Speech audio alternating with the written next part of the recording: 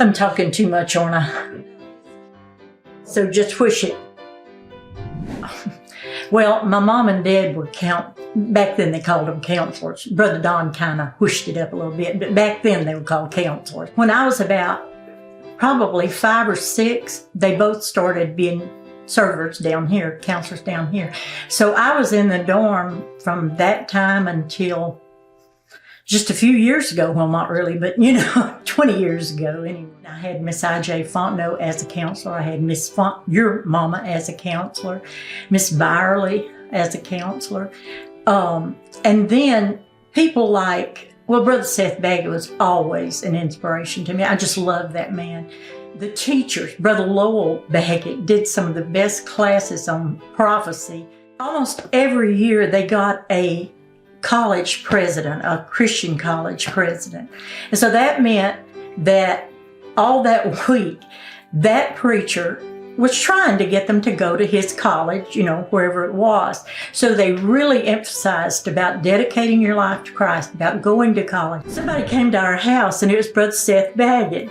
And he came in and he sat down and he said, "Donna, I'm come to ask you to do something, if you will." Not have done anything for him. And he said, "Would you mind being over the girls' dorms during Easter weekend this year?" And you can't imagine what that did to me. I was like, Brother Seth Baggett asking me to do that. I graduated the summer of my junior year, and I went to Brother Seth here in this building, and I said, "Brother Seth, next year, can I come back as a counselor?" And I remember him telling me, yes, that'd be great. So I did that, and for several years, I did that under people like Miss Olivelle, Miss Byerly, Miss I.J. Fontenot. I was looking back at Camp Pearl because when I became a teacher, that meant I had 3 months in the summer open, which meant that I had the opportunity to serve at camp, and I loved Camp Pearl. So I guess in the long run, the Lord did have me where He wanted me. And I did work in the lunchroom one week, but Wayne Green and Mr. Levi, and I want this on there because I want them both to hear it. The week I worked in the lunchroom with them convinced me I would never be able to work with them because they both made me mad every single day. So you were an activities director, right, for quite some time. Yeah, probably 10 or 12 years maybe. It was a long time. It started with Brother Jack Magnus and Don Hawkins. They were the directors that summer, but they were both preachers, so they were really busy.